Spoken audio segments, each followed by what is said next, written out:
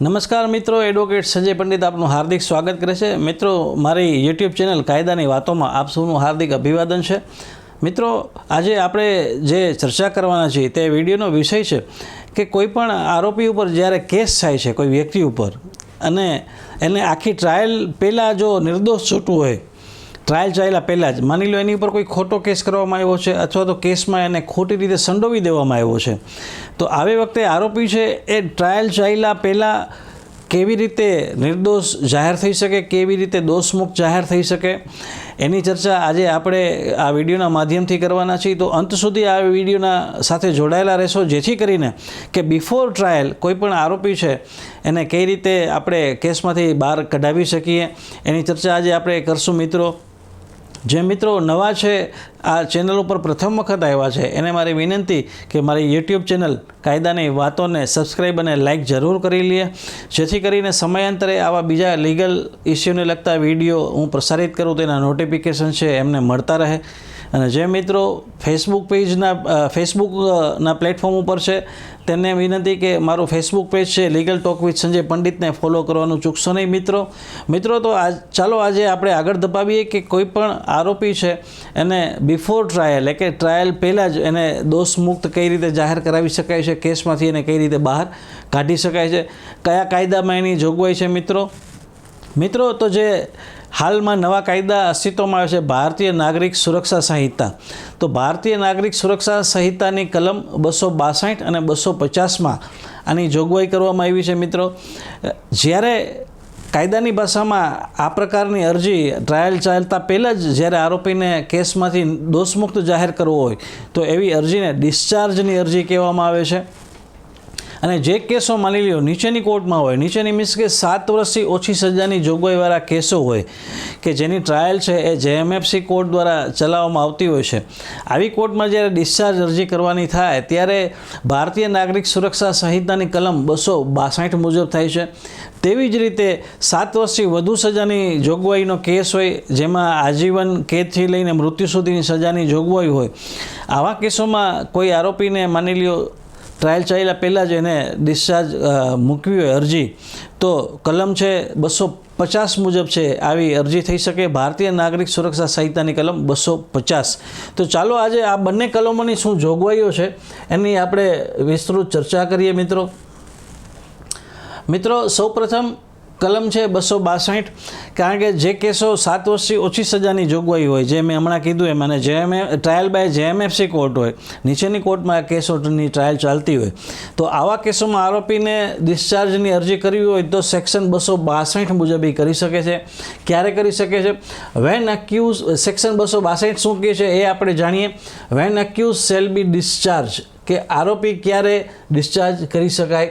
અને જૂની આપણી CRPCની કલમ હતી 239, જે નવી BNSSમાં 262નું સ્વરૂપ ધારણ કર્યું છે। મિત્રો, એમાં પહેલી શરત એ છે, પહેલી 262 એક એવું કહે છે કે the accuse May prefer N application for discharge within a period of 60 days from the date of supply of copies of documentation under section 230।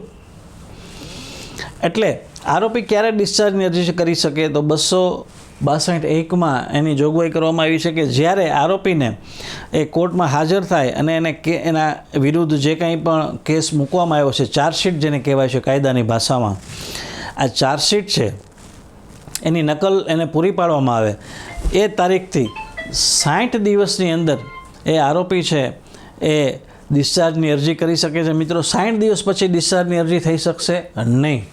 ત્યારબાદ છે બીજી 262(2) શું કહે છે એ જોઈ લઈ।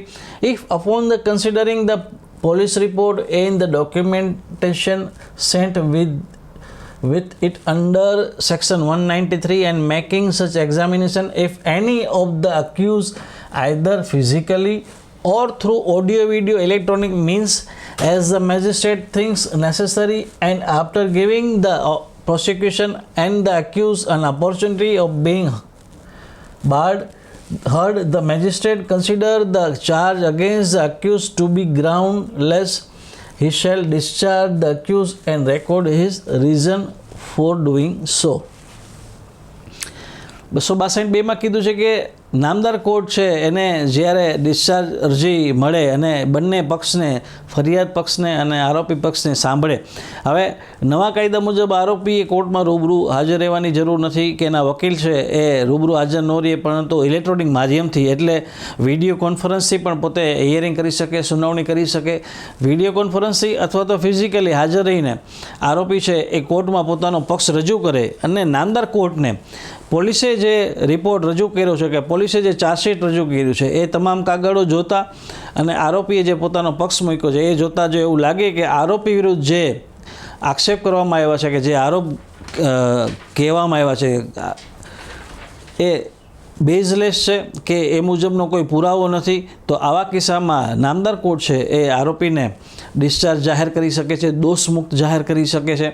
તો આવા કિસ્સામાં આરોપીએ ટ્રાયલ ફેસ કરવાની જરૂર પડતી નથી અને વિધાઉટ ટ્રાયલ એ કેસમાંથી દોષમુક્ત જાહેર થઈ શકે છે. મિત્રો, તો મિત્રો આ આપણે ચર્ચા કરી એ જેએમએફસી કોર્ટની કે જેમાં 7 વર્ષથી ઓછી સજાની જોગવાઈ હોય એવા કેસોમાં જો તમારે ડિસ્ચાર્જની અરજી કરવી હોય તો સેક્શન 262 BNSS મુજબ તમે કરી શકો છો. પરંતુ જો કોઈ સેશન્સ કેસ હોય કે જેમાં 7 વર્ષથી વધુ સજાની જોગવાઈ છે તો BNSSની કલમ 250 મુજબ તમે ડિસ્ચાર્જની અરજી કરી શકો છો, જ્યારે જૂની CRPCમાં આ કલમ હતી 227. તો આમાં સેક્શન 250 છે BNSSની શું કહે છે એ જોઈએ. 250(1) the accuse May prefer N application for discharge within a period of 60 days from the date of commitment of the case under the section 232. 250 એક એવું કહે છે કે 60 દિવસની અંદર આરોપીએ ડિસ્ચાર્જની અરજી કરવી પડે. પણ 60 દિવસ ક્યાં કે જ્યારથી કેસ છે એ કમિટ કરવામાં આવે. જ્યારે કોઈ પણ સેશન્સ કેસ છે એનું ચાર્જશીટ જ્યારે પોલીસ ફાઇલ કરે છે એ તો નીચે મેજિસ્ટ્રેરિયલ કોર્ટમાં થતું હોય છે, પરંતુ એ સેશન્સ ટ્રાયબલ કેસ હોય એટલે મેજિસ્ટ્રેલ કોર્ટ છે એ આ કેસ છે એ સેક્શન 232 મુજબ છે એને કમિટ કરે છે. કાયદાની ભાષામાં એને કમિટલ કહેવાય છે. એ કેસ કમિટ થયા પછી સેશન્સ કોર્ટમાં ટ્રાન્સફર કરવામાં આવે છે. એટલે આ કેસ જે તારીખે કમિટ કરવામાં આવે અને સેશન્સ કોર્ટમાં ટ્રાન્સફર કરવામાં આવે એ તારીખથી લઈને 60 દિવસની અંદર આરોપી છે એ પોતે ડિસ્ચાર્જની અરજી કરી શકે છે. અને જેમ અગાઉ આપણે ચર્ચા કરી એમ બંને પક્ષને સાંભળ્યા બાદ પોલીસે જે રિપોર્ટ રજૂ કર્યો છે કે જે ચાર્જશીટ રજૂ કર્યું છે અને આરોપીએ પોતાનો પક્ષ જે રજૂ કર્યો છે, આ બંને પક્ષને સાંભળ્યા બાદ નામદાર કોર્ટને એવું લાગે કે આરોપી વિરુદ્ધના આક્ષેપો છે એ તથ્ય વગરના છે, બેઝલેસ છે, એ મુજબનો કોઈ પુરાવો ચાર્જશીટમાં નથી, તો નામદાર સેશન્સ કોર્ટ છે આવા આરોપીને ટ્રાયલ ચાલ્યા પહેલાં જ દોષમુક્ત જાહેર કરી શકે છે. ઘણા કિસ્સાઓમાં આરોપીઓ આવી રીતના દોષમુક્ત જાહેર થયેલા છે. મિત્રો, તો જ્યારે કોઈ પણ આરોપી વિરુદ્ધ ખોટી ફરિયાદ થઈ હોય, ખોટી રીતે એને સંડોવી દેવામાં આવ્યો હોય કોઈ ગુનામાં, તો એને ટ્રાયલ ફેસ કરવાની જરૂર નથી. ટ્રાયલ ચાલુ થાય એની પહેલાં જે ડિસ્ચાર્જની અરજી કરી શકે છે. કાયદામાં એવી જોગવાઈ કે એવું પ્રાવધાન કરવામાં આવ્યું છે. એ કઈ સેક્શન હેઠળ કરવામાં આવ્યું છે એની આજે આપણે આ વિડીયોના માધ્યમથી ચર્ચા કરી. મિત્રો, હું આશા રાખું છું આ વિડીયો આપને પસંદ આવ્યો હશે, તમારા કાનૂની જ્ઞાનમાં વધારો કરશે. ફરી પાછો નજીકના ભવિષ્યમાં નવા કોઈ લીગલ ઇસ્યુ કે વિડીયો સાથે રજૂ થઈશ. ત્યાં સુધી મને રજા આપશો. પોતાનું ખૂબ જ ધ્યાન રાખજો. Take care. જય હિન્દ.